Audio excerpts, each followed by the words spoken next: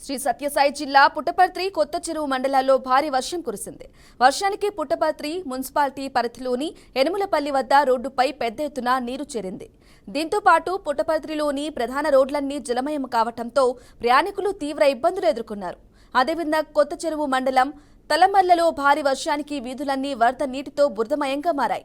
అధికారులు స్పందించి రహదారులపై నీరు నిల్వ ఉండకుండా చూడాలని కాలనీ వాసులు కోరుతున్నారు.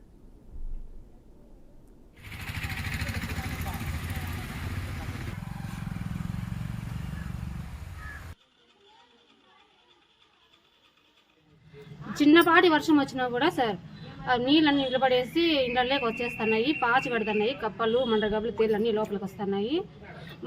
మా పిల్లలకి జ్వరాలు వచ్చి అనారోగ్యాలు పాలయ్యి మేము హాస్పిటల్కి పోతున్నాం సార్. ఈయన నీళ్ళన్నీ ఇట్లా నిలబడితే ఎట్లా చెప్పండి సార్.